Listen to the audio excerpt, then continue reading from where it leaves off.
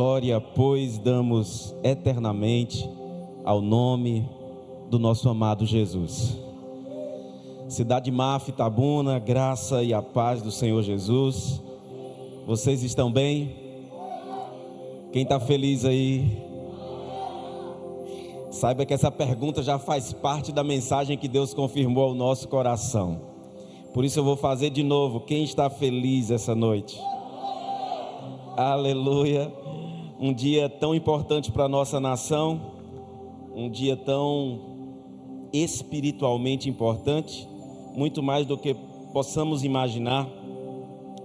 E cremos que o nosso país ainda carece de uma real independência.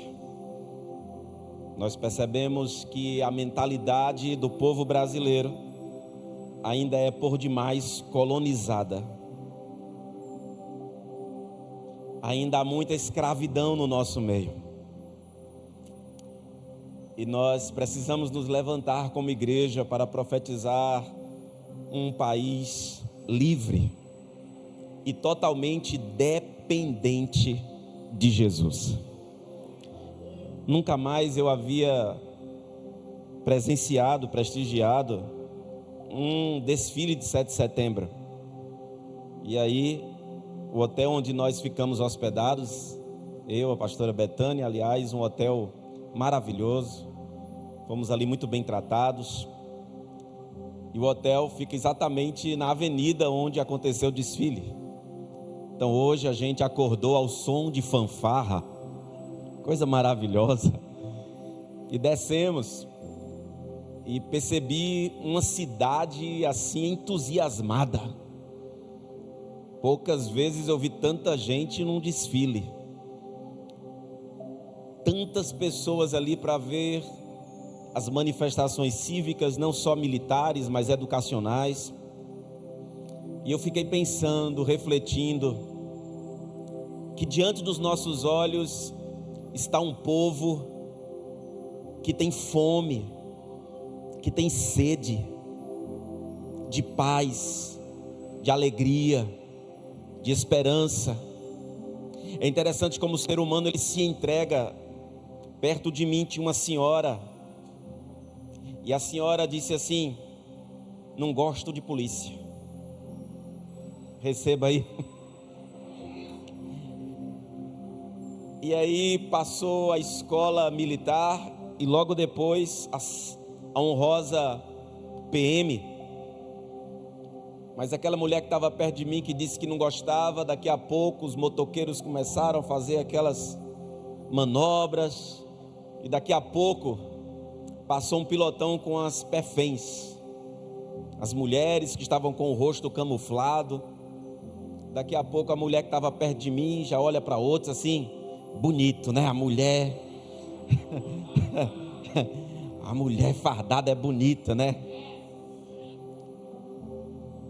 E eu fiquei pensando, eu disse, tudo se resume na verdade à carência, porque onde não há identidade não há uma convicção. E rapidamente a gente critica, mas rapidamente a gente vê beleza e a gente percebe muita confusão. E a igreja precisa ser resposta para esse mundo confuso. Você está comigo aqui? Nós precisamos ser esse povo que quando olha para as multidões possamos sentir o que Jesus sentiu. Deus não nos chamou para criticar, mas para sentir compaixão. E entender que nós carregamos o que o mundo precisa. Pois bem, antes de ministrar a palavra, eu quero mais uma vez falar da alegria de estar aqui, Cidade Maf. Honrar a Deus, glorificar a Deus pela vida dos pastores nacionais dessa casa, o bispo Adson, a pastora Alba Belo, pela vida dos meus amigos, dos nossos amigos, pastor Isaías, pastora Janaína, sua casa, sua família. E quando nós temos uma conexão de aliança com a liderança, a gente olha assim para a igreja e a afetividade, ela está presente. Eu não preciso conhecer vocês intimamente, mas eu conheço o anjo da igreja que Deus levantou, o pastor, a pastora, tem uma intimidade e a gente se sente em casa. Então, muito, muito obrigado por tudo que Deus tem feito através de vocês como igreja para com as nossas vidas. Nós agradecemos. Pastor, por que está fazendo isso logo no início? Porque, irmão, a palavra de Deus, ela é tão surpreendente que a gente nunca sabe como vamos terminar. Não é verdade? Alguns aqui podem hoje até errar o endereço de casa, da maneira que vão sair daqui. Tá vendo? Já tem pentecostal aí já. Olhe para o lado e diz assim: irmão, se eu for arrebatada, leve o meu corpo para casa. Aleluia. Nós temos expectativa, irmão. Não tem problema o crente ter expectativa. O problema de expectativa é quando não há perspectiva. Perspectiva é uma visão. Se nós temos a perspectiva do céu, nosso coração vai ter expectativa em tudo aquilo que Deus tem para fazer. E quem tem perspectiva do céu, e a expectativa está fundamentada nessa perspectiva, não será frustrado. Estou falando isso, sabe por quê? Porque 15 dias atrás eu atendi uma pessoa no meu gabinete, e ela disse assim: pastor, eu aprendi uma coisa, para eu viver bem, eu não quero mais saber de expectativa na minha vida, porque só assim eu não me frustro. Eu disse: onde é que você aprendeu isso? Ela disse: numa postagem do senhor. Digo: eu? Foi, o senhor colocou que o problema são as expectativas. Aí eu disse: pelo amor de Deus, o que foi que eu fiz? O que é que eu estou escrevendo? Quase todos os dias eu escrevo porções de honra. E quando eu fui olhar, na verdade o que eu escrevi foi: o excesso de expectativas é uma fábrica de frustração. O excesso. Porque a falta de expectativa denota uma vida sem sentido. Tudo é uma questão, diga comigo, equilíbrio. Aleluia.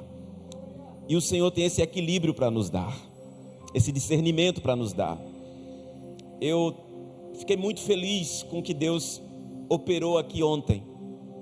Ontem o tema da conferência Mantendo a Chama foi paternidade.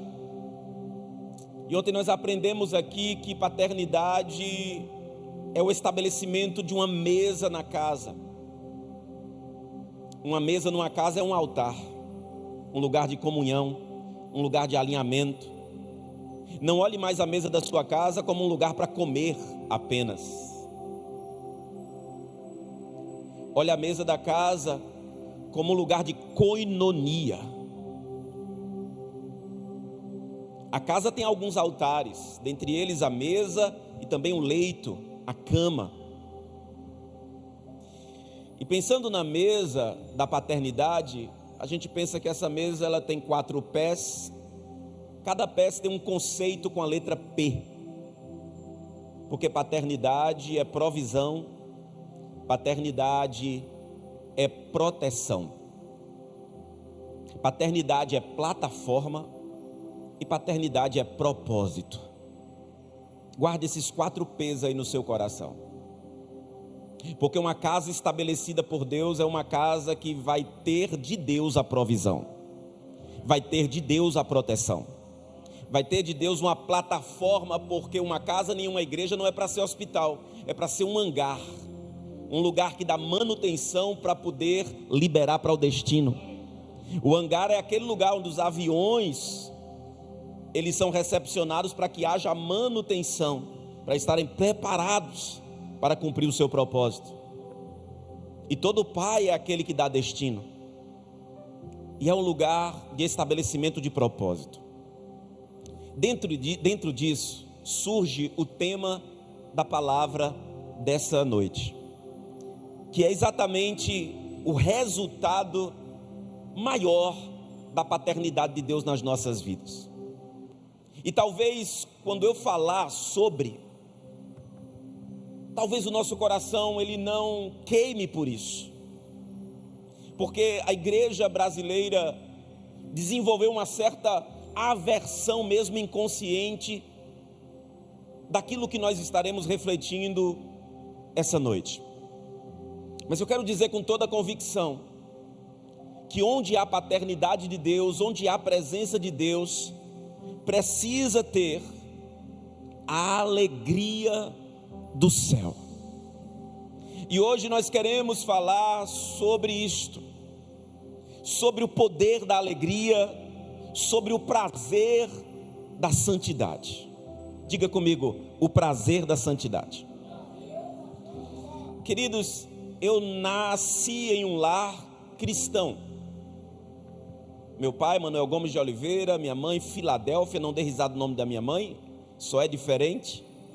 Filadélfia significa amiga de Deus, filéu, amiga de Deus, está vendo? Você deu risada e agora teve que, oh glória, Filadélfia, sempre achei o nome da minha mãe maravilhoso. E os meus pais nos conduziram numa vida de temor ao Senhor.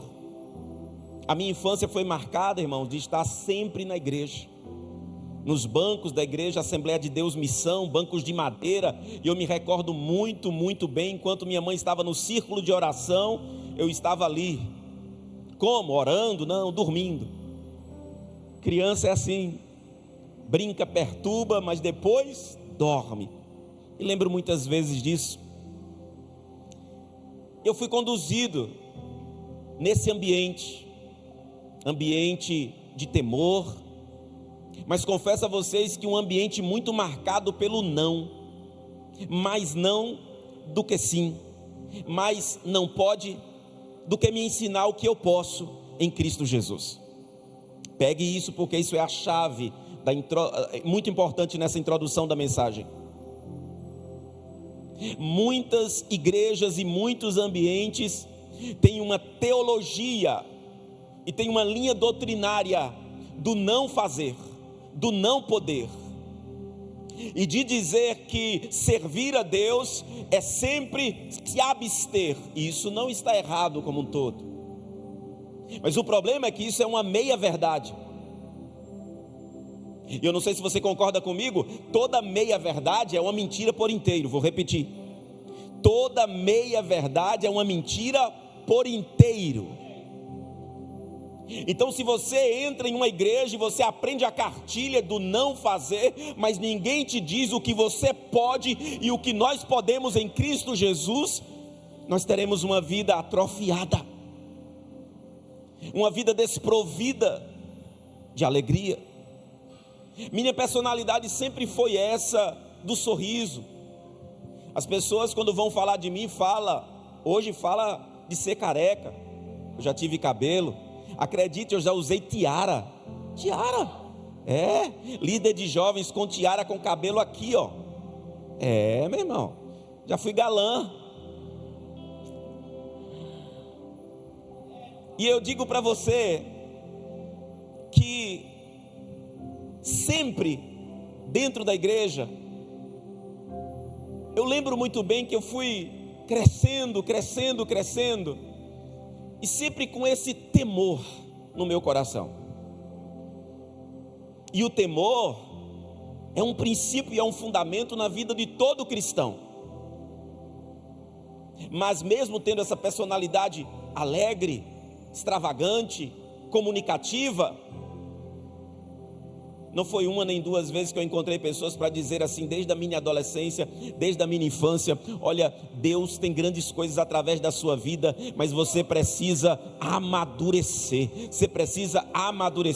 E acredite, minhas atitudes não eram de imaturidade, minhas atitudes eram de alegria. Eu quero que você compreenda isso. Por quê? Porque normalmente, as pessoas confundem alegria com imaturidade. E alguém sisudo, sério, como alguém sábio. Aliás, quer parecer sábio? Cruze as suas pernas no ambiente, coloque a sua mão no queixo, faça um olhar ao horizonte perdido, de filósofo, de Aristóteles, de Platão. E no meio dos sábios, fique só fazendo isso. É o espírito de um boi. Não fale nada, porque então saberão que é apenas uma pose. Eu lembro que com a primeira universidade que eu fui estudar, eu ficava no meio de pessoas sábias e eu ficava calado. E com o tempo, professores da universidade disseram assim: olha, a gente tem te observado e a gente percebe a sabedoria na sua vida. Era só o silêncio. Era só o silêncio. Então as pessoas olham para a aparência e elas vão definindo o que é e o que não é. Eu lembro muito bem de indo para Porto Seguro, em uma excursão da igreja, um pastor já experiente me chama e diz assim: vem cá, filho, você estava aí no ônibus e eu olhei para você e Deus me fez ver o teu ministério, a tua chamada, e olha, eu fico vendo o quanto Deus vai agir na sua vida, e você vai ser um pastor muito usado por Deus. E eu só recebendo, eu já estava quase chorando. E quando eu estava bem quebrantado, ele disse: mas deixe de ser um palhaço. Agora a lágrima desceu, mas não foi mais de quebrantamento, foi de constrangimento. Eu não sei se você já passou por isso, é um vexame, porque você estava quase derramando a lágrima, mas a que estava contida era de alegria, mas aqui desceu, quase volta, Moreno, a lágrima quase volta. Falou muito bem. E ele disse: deixe de ser um palhaço, você está sempre rindo com os dentes para fora. Deus quer te levantar com seriedade, homem. E eu não sei se você já sofreu algum tipo de coação, de repressão, mas às vezes até o ambiente das casas, irmãos, é um ambiente que não permite alegria. Perceba, parece que a alegria só é para momentos eventuais. É quando tem um aniversário, é quando tem uma festa, é quando tem a formatura. Então parece que a gente abre a porta da casa e diz assim: alegria, você pode entrar hoje. Mas eu quero te dizer algo: existe uma alegria sublime, profunda, sobrenatural, que não depende de datas, que não depende de calendários, que não depende de recursos, que não depende de ornamentação, que não depende de nada nem de ninguém. É a alegria do Espírito Santo nas nossas vidas. Aleluia. Há uma frase de C.S. Lewis que ele diz assim: alegria é um assunto sério no céu. Eu vou falar e vocês repetem, por gentileza. A alegria é um assunto sério no céu. Se a alegria é um assunto sério no céu, será que nós estamos sendo intencionais em vivermos o resultado da presença? Porque, por favor, redobre a sua atenção. Nós temos a cada 40 segundos um suicídio no mundo. A cada 40 minutos uma pessoa dá cabo da sua própria vida no Brasil. Pessoas têm pensamentos de morte a cada 8 segundos. São pessoas pensando em morrer.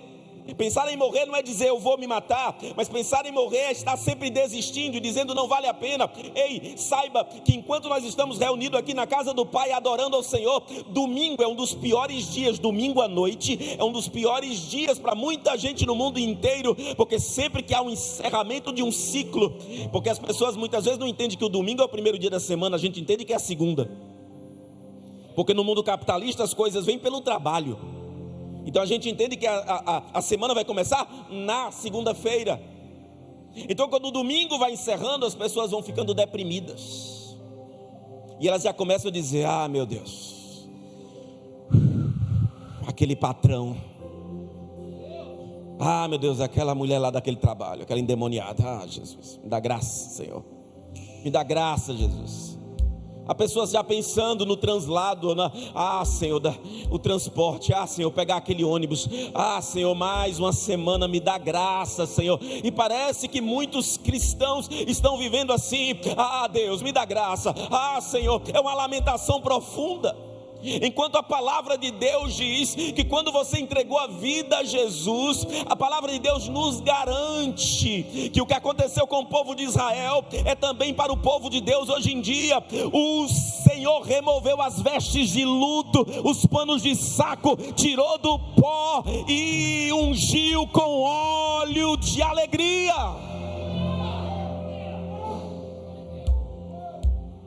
Então eu pergunto para você: como tem sido a sua relação com a alegria?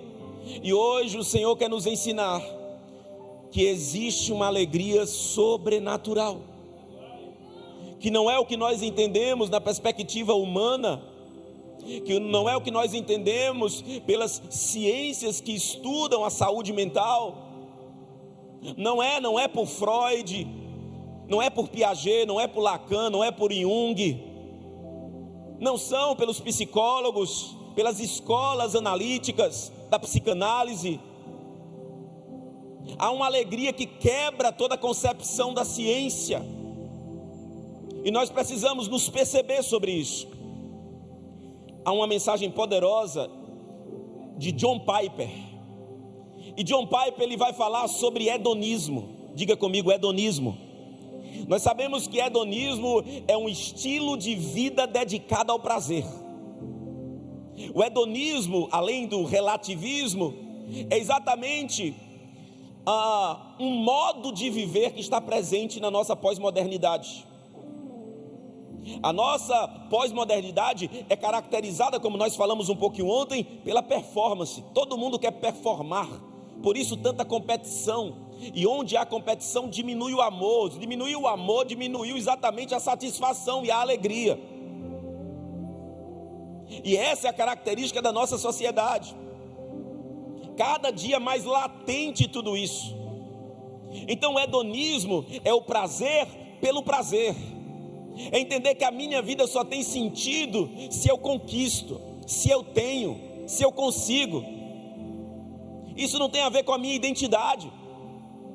Isso são roupagens que nós vamos colocando, isso são acessórios que nós vamos colocando.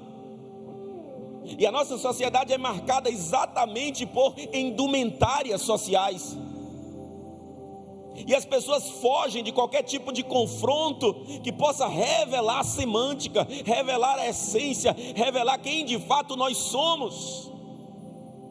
Nós perdemos a capacidade da solitude, de nos encontrarmos com nós mesmos, porque nós não queremos olhar para nós.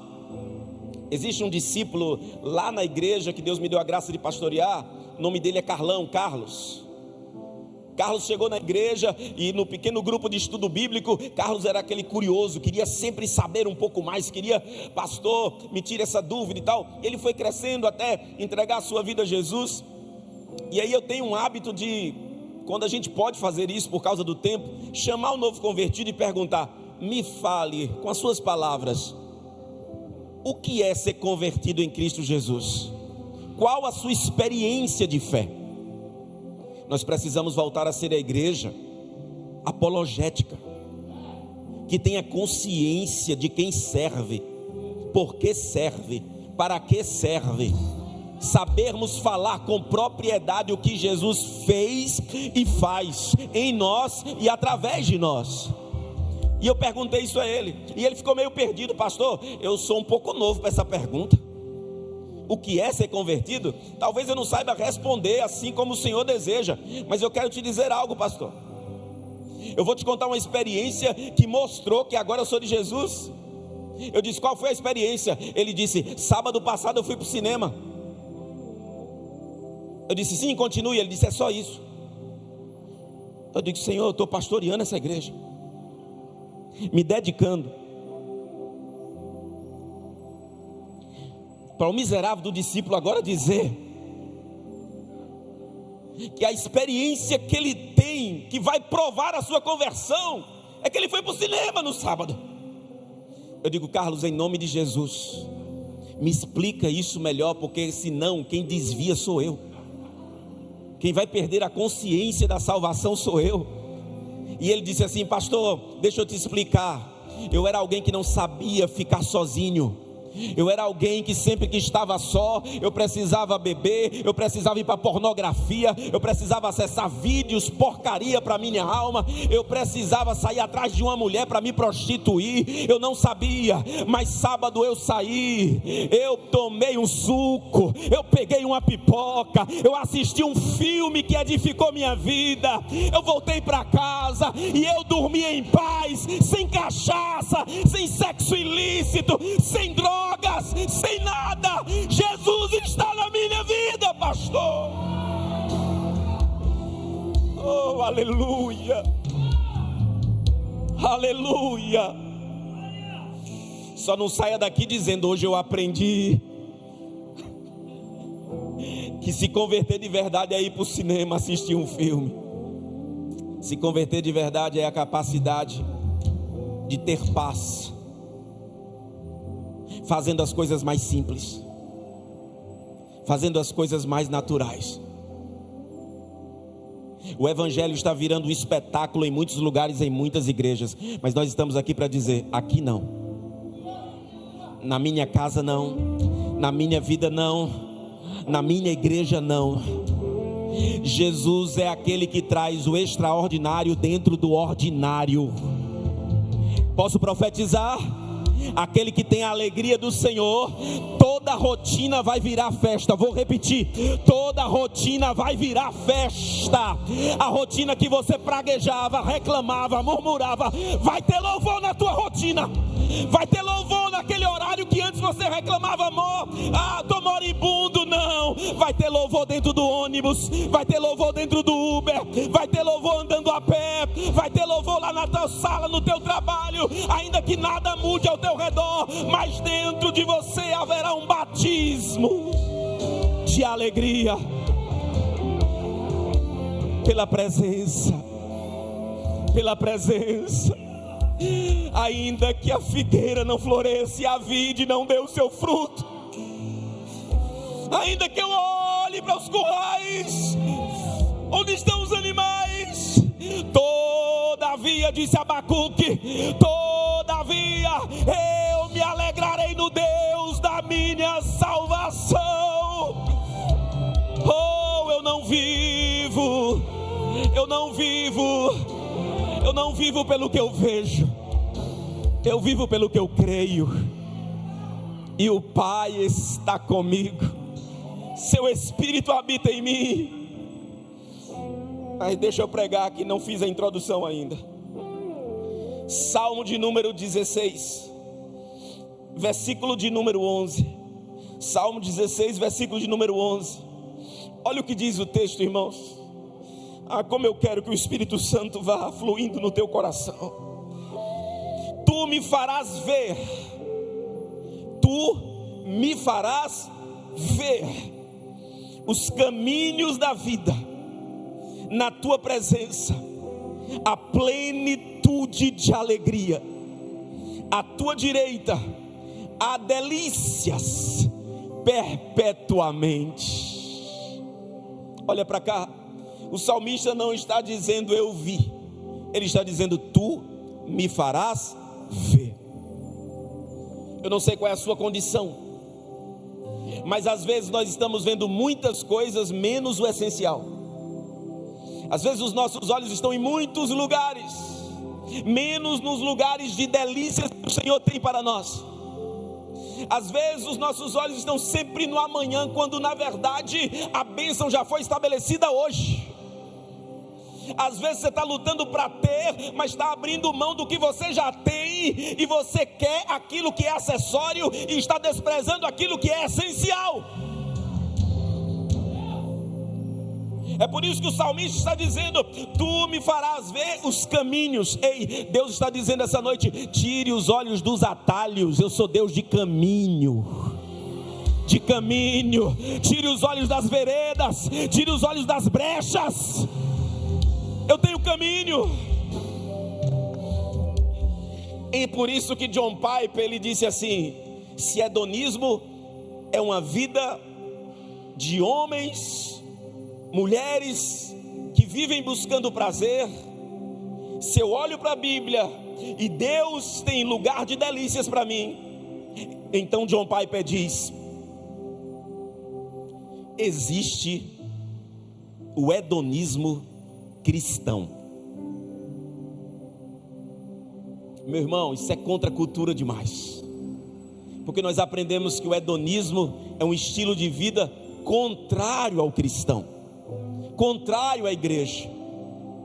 Mas à luz da palavra de Deus, podemos dizer que existe um hedonismo cristão. Qual é o sentido? Que a vida do cristão é uma vida de busca pela presença de Deus, e a presença de Deus é o nosso prazer, e a presença de Deus é a nossa alegria. Então você veio aqui para aprender algo. Se você aprendeu que para vencer pecado, você tem que andar dizendo sempre: eu não posso. É como uma criança que vê um bolo de chocolate, mas não pode tocar. É como uma criança que tem um pirulito, mas ele não pode chupar. Tem a balinha, mas ele não pode pegar. E parece que a gente aprendeu a ser crente dizendo: tem tantas coisas, mas eu não posso. Eu até gosto de um pagode, mas eu não posso dançar. Eu até gosto de um samba, mas eu sou crente. Mas eu sou crente, mas eu sou crente. Ei, o diabo quer que muito cristão pense assim, para roubar a alegria, para promover a opressão, para promover depressão, para promover uma vida de pecado secreta. Mas hoje o Espírito Santo está dizendo: existe um prazer pela santidade, existe um prazer pela presença, e é o prazer que te faz vencer os prazeres da terra. Aleluia! Existe um prazer supremo. Às vezes nós aprendemos que o nosso problema é o desejo, mas hoje o Senhor quer inverter a lógica aqui. Talvez o seu problema não seja o desejo demasiado, mas a falta de desejo no lugar certo. Posso repetir? O problema do cristão não é um desejo demasiado, que você fica o tempo todo tentando reduzir desejo, reduzir paixão, reduzir vontade. Por isso que a vida vai ficando sem sabor, vai ficando tudo cinzento, perde as cores. Irmãos, nós precisamos entender que a Bíblia fala que onde há louvor é porque há alegria. A Bíblia vai dizer que a presença do Senhor habita no meio dos louvores do seu povo. Louvor, relau. Você precisa entender que louvor não é algo que está preso aos cristãos. Louvor não é um estilo de vida apenas do crente. O ímpio vive louvando, porque louvar é exaltar, é glorificar. As pessoas vivem louvando aquilo que desejam, naquilo que se alegram. Então o homem louva a cerveja gelada, o copo suando, a espuminha branca. Irmão, não faça assim não. Eita, senão você se entrega. As pessoas louvam as riquezas dessa terra. As pessoas louvam, tem gente louvando o carro, louvando a empresa. Como diz Tim Keller, as pessoas estão sempre revelando o Deus que está oculto nos seus corações. Como diz Santo Agostinho, o coração do homem é uma fábrica de ídolos. Então, se o louvor é exatamente uma expressão de glória para aquilo que eu desejo, se você deseja Deus, sua vida tem que ser marcada de louvor. E nós sabemos que a presença de Deus não se compara. A Bíblia diz que o nosso Senhor é melhor e mais doce do que o mel. Ele é melhor do que o melhor vinho do universo. Ele é melhor. O nosso Deus é incomparável.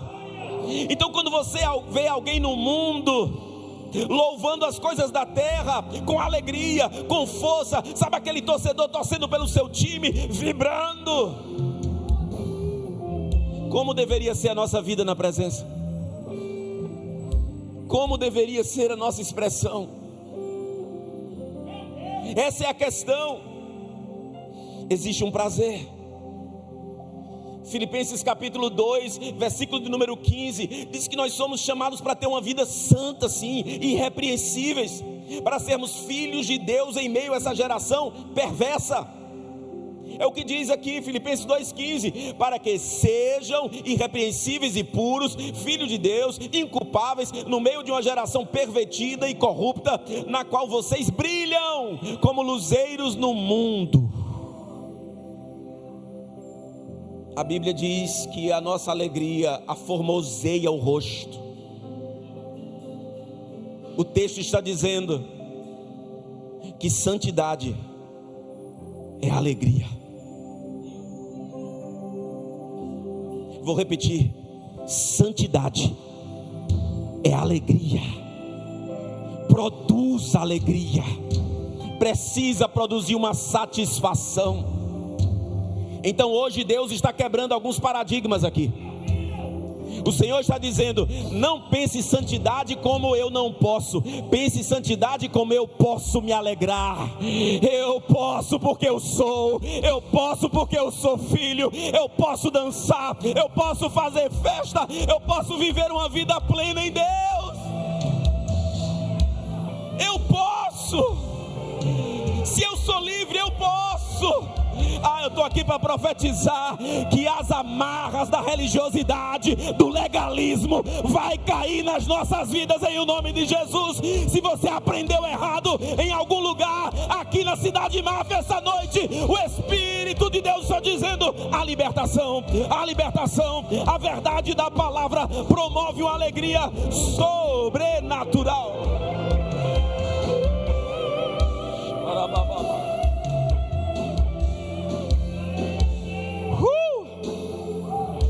Aleluia, aleluia. Ser feliz, ser bem-aventurado, não é ser leviano, não é ser um desatento. Eu não preciso fechar a minha cara para dizer que eu sou crente. Eu preciso fechar as brechas para Satanás não entrar. Ei, olhe para alguém essa noite e diga: não feche a cara, feche as brechas. Diga, não feche a cara, feche as brechas.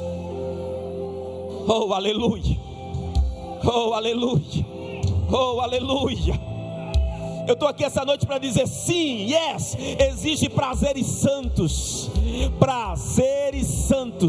prazeres legítimos, prazeres agradáveis a Deus. Essa noite depressão, tu vai embora. Essa noite transtornos vão embora em nome de Jesus. Essa noite toda opressão vai embora em nome de Jesus. Oh, se você aprendeu que o desejo não pode ser grande, essa noite o Espírito Santo está dizendo: ele está pequeno. Vai crescer teu desejo, vai crescer tua paixão. Você vai entender toda segunda-feira como a melhor segunda-feira da sua vida. Você vai dormir com desejo de acordar, dormir com desejo de acordar, dormir com desejo de viver. Aleluia, aleluia, aleluia. A alegria é a essência do louvor, senão não há sentido. Se alegrar é se deleitar. Você sabe o que é que todos os estudiosos estão dizendo?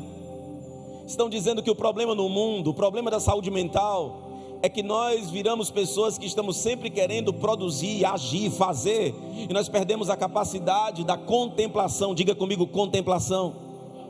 Nós não contemplamos mais o outro, nós não nos demoramos mais em um almoço, nós não estamos mais presentes, reais naquele lugar. Nossa mente sempre está deslocada em outro lugar, em outro sentido.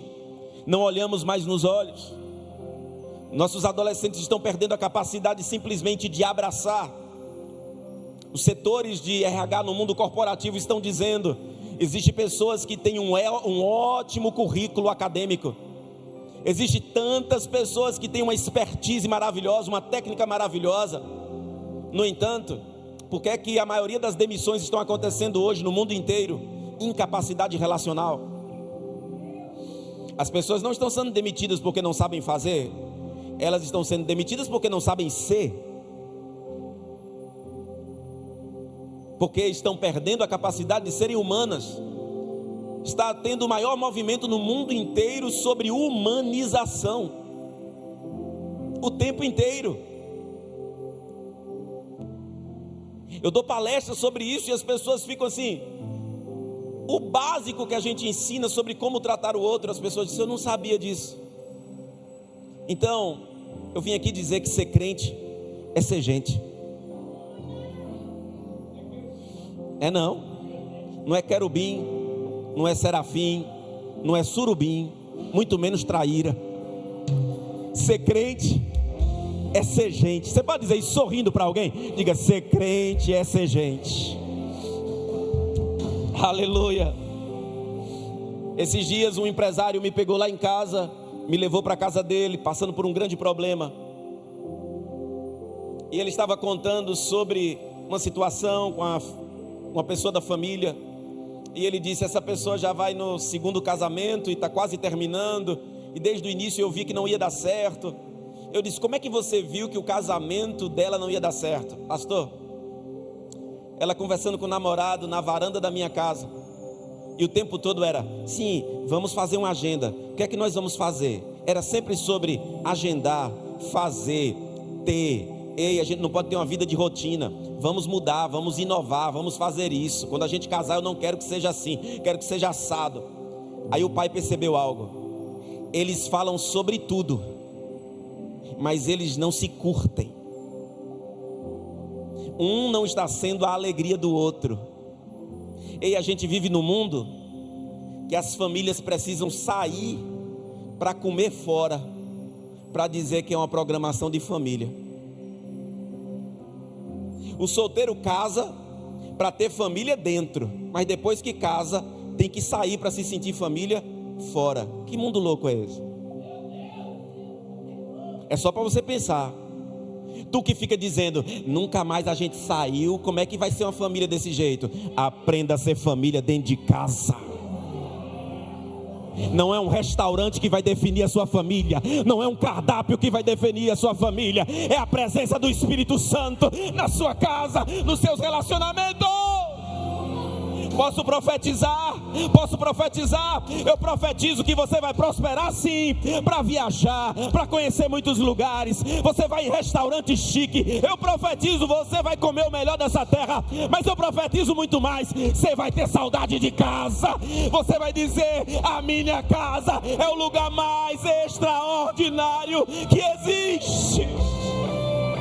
Oh, aleluia, aleluia,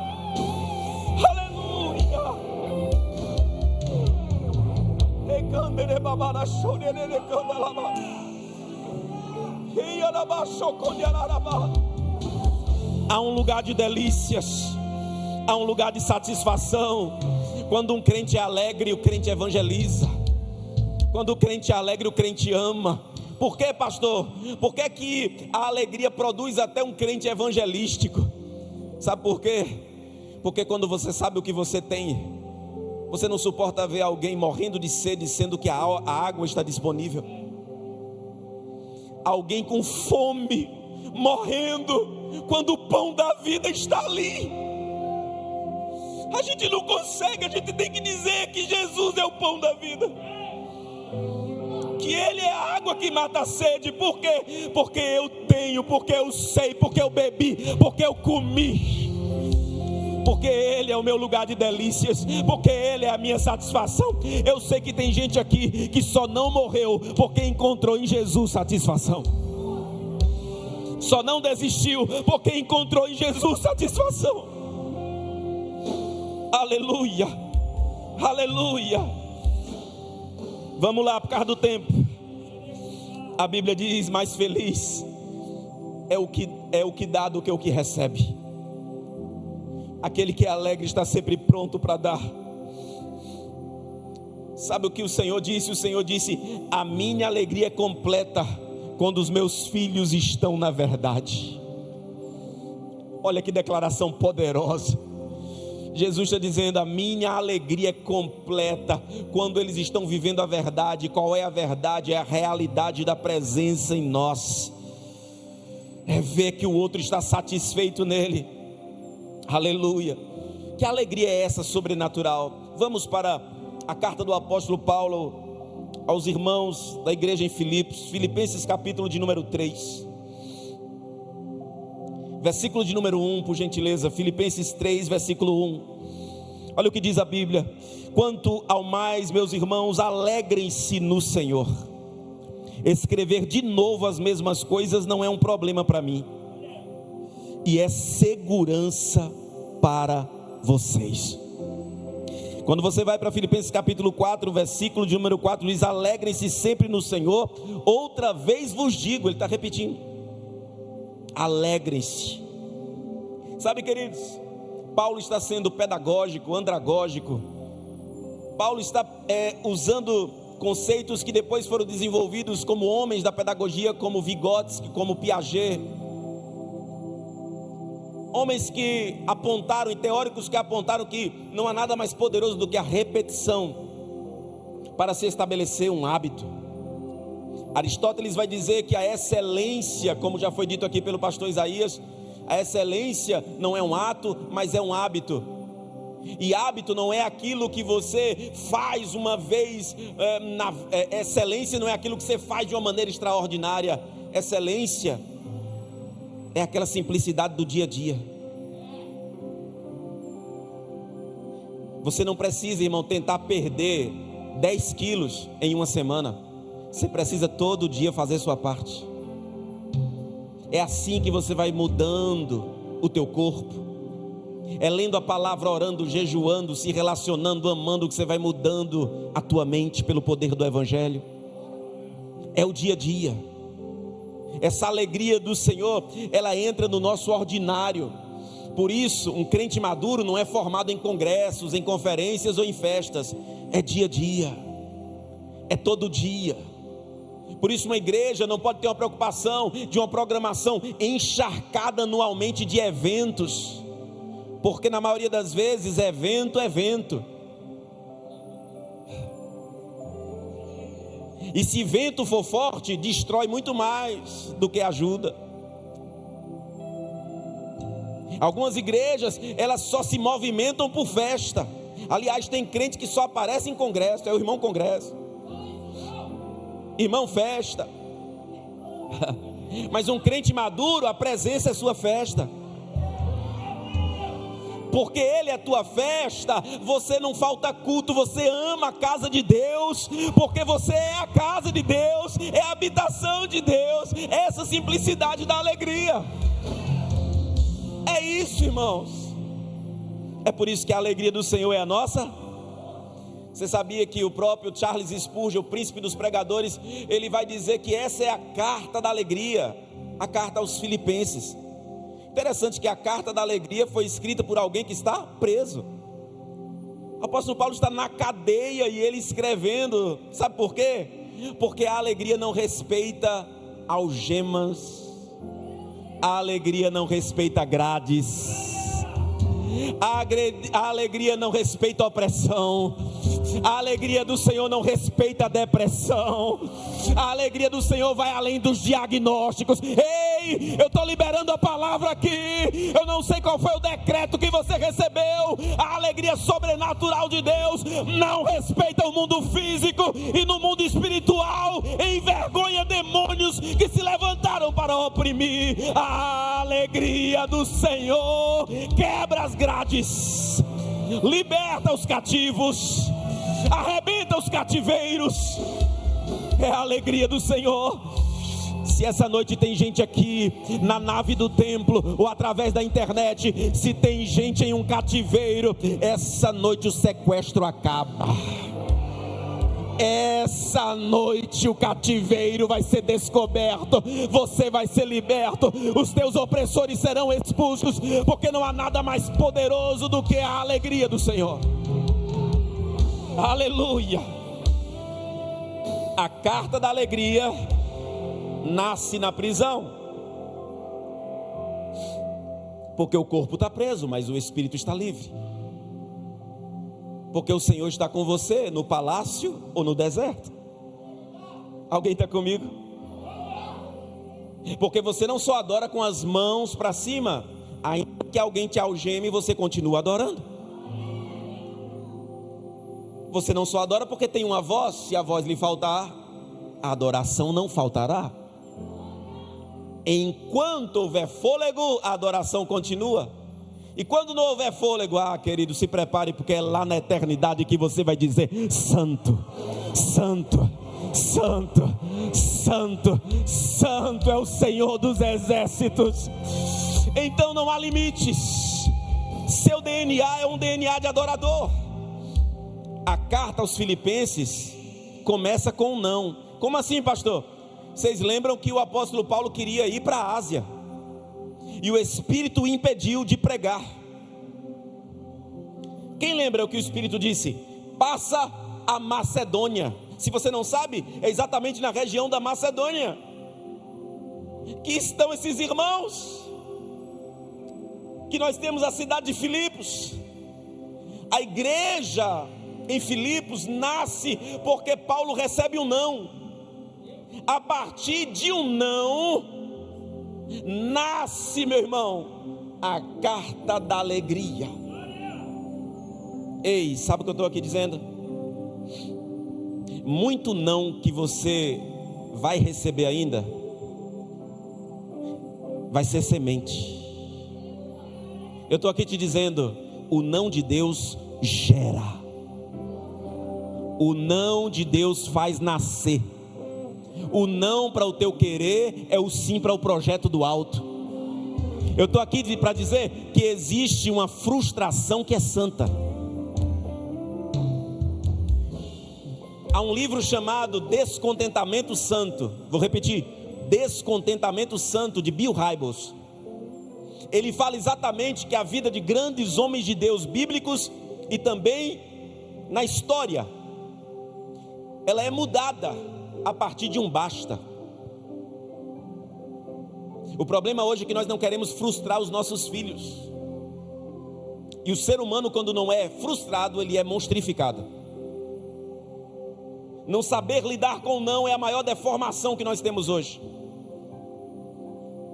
Então o não é muito mais poderoso do que o sim. Se você tem um caráter ajustado, é porque você ouviu mais não do que sim. Se você teve um pai, uma mãe, um avô, um tutor, um mentor, alguém na sua vida que foi instrumento de Deus para a sua formação, que foi daquele que disse assim: vá, mas 9:30 da noite esteja em casa. Ei, eu vou cuspir no chão. Quem nunca? Antes de secar, volte. Mãe, eu quero sair. Para onde? Com quem? É assim ou não é? Que horas é essa festa? Que horas termina? Ei, papai e mamãe precisa voltar a ser da polícia. Precisa voltar a ter postura militar. Quero saber onde está, com quem está. Que hora é a festa? Vai começar 9 horas, tá bom. 10 horas esteja em casa. Mas minha mãe, pelo amor de Deus, mãe, a senhora não entendeu não? Começa 9, problema da festa que está começando tarde. Palavra de mãe, você não é todo mundo. 10 horas de volta. Ou então, se arrumou, se maquiou, vem para a sala e diz: eita, esqueci de avisar para vocês, eu posso sair? Não. Mas dessa vez nem perguntou. Pois é, esqueci de perguntar. Não. Mas mãe, eu já estou pronta. Então desfile na sala de Gisele Bündchen. Mas você não vai. Frustre sim os seus filhos.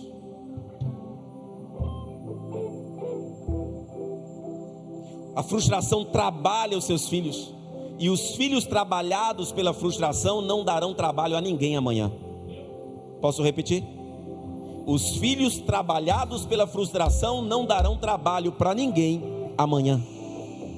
Há um poder no não. Pastor, por que você está pregando isso? A pregação agora virou, é? É sobre frustração? É não.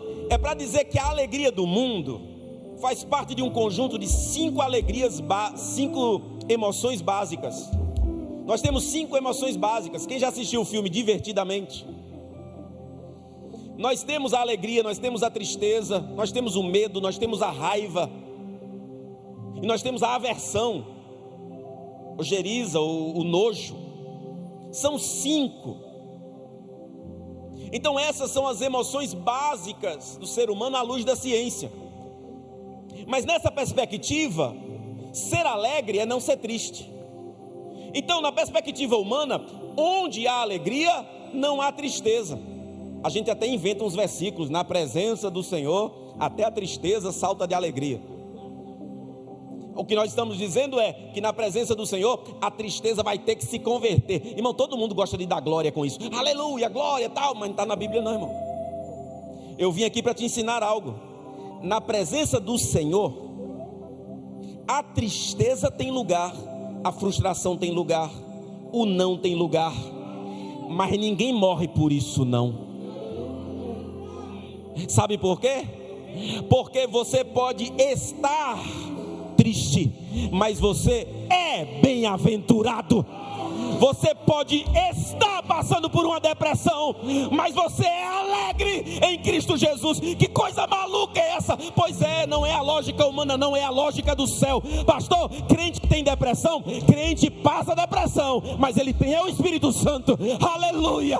Mas a depressão pode estar com ele, pode, um período da vida, uma trajetória da vida, um ciclo da vida, uma estação da vida, mas a sua vida é marcada pela presença, pela alegria, aleluia. Então pare de dizer assim: essa depressão é frescura. Não é não, é doença. Vigia. Nós temos homens de Deus depressivos na Bíblia. Elias entrou numa crise tremenda. Sansão entra no lugar, a fonte de Ren-Racoré, a fonte do que clama. Sansão, depois de derrubar 1000 filisteus com a queixada de jumento, deu tanto pau nos caras que era matando e um caindo por cima do outro. Sansão disse assim: vamos fazer o seguinte, vamos organizar. Vamos levantar um grupo aqui, que quem eu for matando, vocês vão organizando, só para dar uma, ter ordem aqui na matança. Ele teve uma vitória assim, irmãos, espantosa, com a queixada de jumento, porque Deus não depende do seu recurso. Agora, depois que ele tem uma vitória tão poderosa, assim como Elias, depois que orou e o fogo desceu, esses homens, Elias vai para a caverna, pede para morrer. Sansão a mesma coisa, pede para morrer, se acha sozinho. Nós passamos por momentos assim. Isso não significa que a presença do Senhor não é mais conosco. Você precisa entender algo. Eu não estou pregando sobre a alegria, a emoção humana. Eu estou pregando sobre a alegria como um fundamento indissociável da natureza de Deus. A alegria é a própria presença de Deus, e Deus não te abandona em nenhum momento. Você está comigo? Então existe uma alegria madura e existe uma alegria imatura. A alegria imatura da terra, a alegria madura é a alegria do céu. E é essa alegria que eu quero hoje instigar você a viver, a buscar, a tomar posse. É essa alegria. Muitas vezes nós queremos expandir, mas Deus quer nos aprofundar. E quando Deus quer nos aprofundar, Deus nos diz não. Porque só quando você é decepcionado, você pode conhecer a verdadeira alegria. Só quando você é decepcionado. Por isso, se você tem um chamado de Deus, Deus não vai te levar para o propósito sem antes te ferir. Te prepara. É que Deus me chamou para ser pastor, vai apanhar um bocado. Antes, durante, depois. Deus me chamou para ser missionário. Eu vejo sempre os stories dessa igreja. É maravilhoso, irmão. Pastor Isaías chama os irmãos: vamos para uma reunião ali maravilhosa. Chega aqui, concreto, cimento, bloco. Ficam aqui até de madrugada. Esse pastor daqui tem estratégia. Vamos tomar uma coca. Coca? É a coca cilada. Tem irmãos que só quer microfone na mão. Tem irmãos que quer ficar bonitinho só com crachá. Tem que ir ralar, irmão.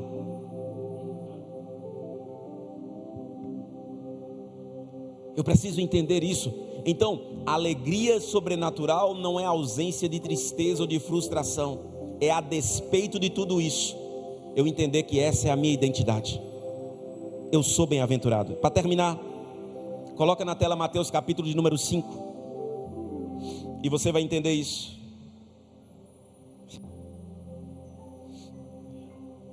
Mateus capítulo número 5.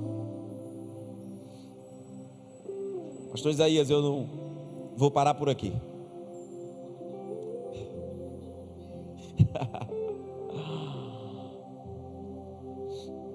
Olha o que diz o texto. Ao ver as multidões, Jesus subiu ao monte. Ele se assentou e os seus discípulos se aproximaram dele. Continua. Então ele passou a ensiná-los. Jesus passou o quê? Irmãos, é impressionante. Jesus poucas vezes pregava. Jesus sempre ensinava. Sabe qual é o problema da igreja contemporânea? A ausência de ensino. Os cultos precisam ser sempre cultos empolgados. Mas a formação do discípulo, irmão, é assentado, é saber ouvir. Nós precisamos celebrar, mas precisamos cerebrar, usar o cérebro, pensar. Jesus coloca todo mundo para sentar, porque avivamento não é estar de pé gritando, pulando. Avivamento começa sentado, aos pés da cruz, ouvindo. Para você celebrar e pular, para um jovem primeiro celebrar, para o jovem poder celebrar e dizer assim: passei naquele concurso. Antes ele precisou passar madrugadas estudando. Renúncia. Vai. Bem-aventurados. O que é bem-aventurado? Diga comigo: feliz. Diga comigo: verdadeiramente feliz.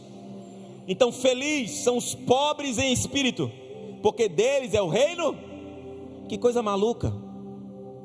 Então esse bem-aventurados não é uma das emoções humanas. É essa alegria sobrenatural que eu estou pregando. Feliz é quem é pobre de espírito, porque deles é o reino do céu. Feliz é quem é carente, quem é dependente de Deus. Bem-aventurados que... Ora, que coisa maluca. Feliz é quem chora. Se o texto parasse aí, nós poderíamos deduzir que esse choro é de alegria, porque feliz é quem chora. É o choro da conquista? É o choro do sim da menina que você paquerou? Você achou que ia tomar um não e veio o sim? Aleluia. Não, porque o texto continua dizendo: porque eles serão consolados. Só é consolado quem está triste.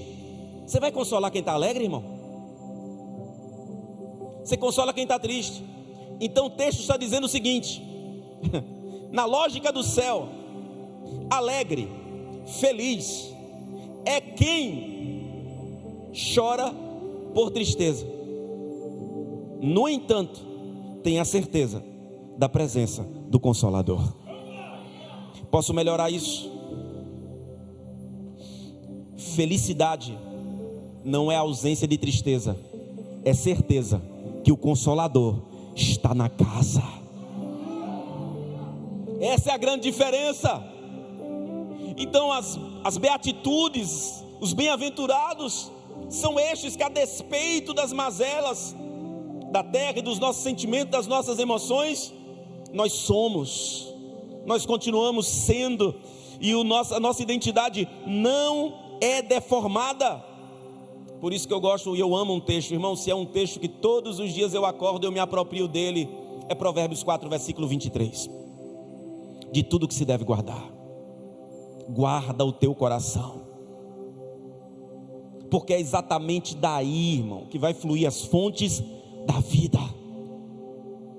Guardar o teu coração é guardar a tua mente. O Senhor está dizendo: guarda a tua psique, guarda a tua mente, guarda as tuas estruturas. Não deixa ninguém te enganar em nenhuma circunstância, dizer que você não é feliz, porque se você está em mim, você é bem-aventurada. Você é bem-aventurado. Pastor, eu estou sem R$1 no bolso, e quem disse que bem-aventurado é quem tem dinheiro? Bem-aventurado é quem tem minha presença. Você primeiro tem que ser bem-aventurado não tendo, para quando ter, não se perder. É por isso que Jesus nos prova. Não dá tempo de testemunhar tantas coisas que nós passamos. Eu e a pastora Betânia, Em um momento achou que a gente estava rico. E depois, a gente estou pobre. Quem já teve essas fases na vida? Estou rico, estou pobre, estou rico, estou pobre.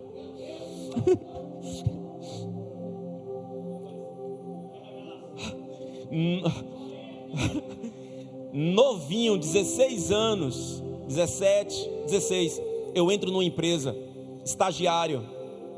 Todo estagiário que entrava lá não ficava, porque era difícil um cálculo que tinha que fazer lá para trabalhar no setor técnico dessa empresa, Nacional Gás Butano, do grupo Edson Queiroz.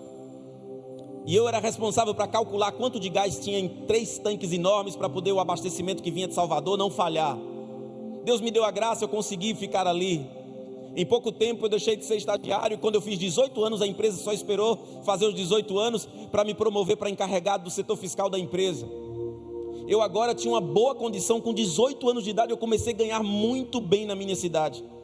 Logo logo eu tinha uma moto nova, um carro novo, já podia comprar um imóvel. 18 anos, muito imaturo ainda. Aí depois, já casado, menino, acabara de nascer, Deus falou: sai do emprego. Fui falar com o gerente, ele disse: que loucura, não, ninguém quer sair desse emprego. Eu disse: eu vou sair. Quando eu saí, nós colocamos uma loja de móveis. Betânia trabalhava em uma loja de aquários, de ornamentação. Logo, o patrão dela vendeu a loja para a gente, e nós colocamos uma loja de móveis e uma loja de aquário. A gente tinha uma loja no shopping da cidade e tinha uma loja no centro da cidade de móveis. Eu olhei para mim e disse: tão novo, uau, e bem sucedido. E o meu coração tinha uma motivação correta. Eu disse: eu vou ser empresário, eu vou sair abrindo loja agora, e eu vou colocar muitos funcionários, e eu vou viver para a obra de Deus sem precisar de dinheiro de igreja. Eu não quero salário nenhum, eu vou ser um missionário e ao mesmo tempo vou ser rico. Minha vida estava perfeita. Alguém já teve a vida perfeita só aqui dentro? Se ele está tudo certo, pelo menos para mim. Eu só não sabia que o Deus que nos faz sonhar é o Deus que também estraga os nossos sonhos, para que os sonhos dele se estabeleçam nas nossas vidas. Eu queria conforto, eu queria expandir, mas Jesus queria me tratar, mas Jesus queria me preparar. E logo logo a loja de imóveis faliu. A loja que estava vendendo muito, de repente chegaram empresas multinacionais como Ricardo Eletro, que não havia na minha cidade, Magazine Luiza, Casas Bahia, engoliu os lojistas locais, tudo de uma vez só. E quem estava rico ficou pobre. A loja de imóveis começou, a loja de aquários, que era pequenininha, que Betânia tomava conta, começou a pagar os boletos da loja de imóveis, que era grande. E daqui a pouco eu vi o nome da empresa, o nosso nome, para protesto. E há 6 meses atrás eu era rico e agora eu estou desesperado. Senhor, o nosso nome vai ficar sujo. Senhor, a loja está no nome de Betânia. Senhor, o que é que vai acontecer? De repente, estes que iam para o supermercado e que compravam cestas e cestas básicas para doar, porque sempre a obra social esteve no nosso coração. Pouco tempo depois, eu cheguei na minha casa, e eu nunca esqueci essa cena. Nosso filho amava tomar Neston, e Betânia pegou a lata de Neston. Ela não fez de propósito, mas foi o som mais cruel que eu já ouvi na minha vida. Ela raspou a lata de Neston e disse: o último mingau que tem para fazer para Guilherme, não tem mais nada em casa. E eu disse: meu Deus, aquele que estava se sentindo um empresário, agora se sentindo um homem fracassado. Eu não tinha, irmãos, nada para comprar para minha casa. E sabe o que Deus bradou no meu coração? Não pede a ninguém. Eu disse: deve ser a voz do meu orgulho. E Deus disse: não pede a ninguém. Você precisa aprender a depender de mim. Eu peguei a bicicleta, que já era o único transporte que a gente tinha. E sabe, era uma bicicleta que tinha florzinha e cestinha, irmão. É muita humilhação para o homem. Eu tomei uma raiva de bicicleta. Eu não sei como é que eu sou ciclista hoje, porque Deus me fez voltar para um esporte que eu tomei uma raiva de bicicleta. Eu peguei a bicicleta de Betânia, de cestinha, de florzinha. Botei um óculos escuro para ninguém me ver chorar, mas eu era muito conhecido já naquela época. E eu saí e um irmão gritava: ei, Will, a paz, varão. Eu digo: varão? Que varão? O varão está acabado. Eu não queria falar com ninguém. Eu passei por uma avenida chamada Oscar Ribeiro, não tem um mercado municipal. E eu passei, irmãos, eu não sei o que eu ia fazer na minha vida ali. Sabe o que eu pensei? Vou pedalar com essa bicicleta, sem destino. Olha o pensamento, irmão. Vou pedalar por aí, chorando. Até que uma irmã, hoje é uma pastora, chamada Nádia, ela, esposa do pastor Moacir, ela me chama: ei, vem cá. E eu disse: a paz não, venha cá. Ela nunca tinha falado assim comigo. Eu parei a bicicleta, eu disse: quem ela pensa que eu sou? Aí eu pensei: eu sou um lascado, eu tenho que ir mesmo. Ela disse: venha cá, fique aqui no meu comércio, que eu tenho que ir ali, e você vai ficar aqui tomando de conta. Eu digo: oxi. E eu limpando a lágrima. E ela disse: eu volto já. Ela demorou um pouco, ela volta com 2 sacolas enormes, pesadas, sacolas pretas, eu não sabia o que tinha dentro. E ela disse assim: engancha na bicicleta e volta para casa, porque a tua mulher está te esperando. Sabe o que eu pensei? Não vou não. Mas dentro de mim, a voz do Senhor disse: não vá não. Você pensa que Deus sempre fala assim: meu servo? Não vá não, para tu ver. Eu voltei tremendo. Cheguei em casa, peguei as sacolas, coloquei e disse assim: ó, mandaram aí dizendo que você estava esperando. Betânia olhou para mim e disse assim: eu sei, o Senhor respondeu a minha oração. Aquela irmã não sabia o que o nosso filho gostava de comer, o que a gente gostava de comer, mas quando abrimos as sacolas, as compras eram perfeitas, conforme o nosso gosto, conforme o que a gente precisava. Ali estava o leite, ali estava o Neston, ali estava a manifestação de Jeová Jirê, dizendo: eu sou Deus que cuido de você.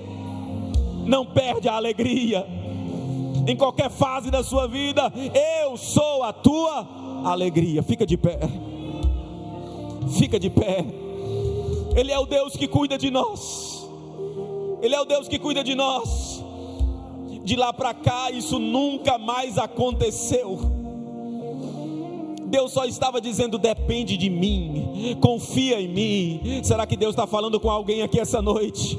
Será que o Senhor está dizendo: eu sou a tua porção, eu sou a tua herança, eu sou a tua alegria, eu sou o teu provedor.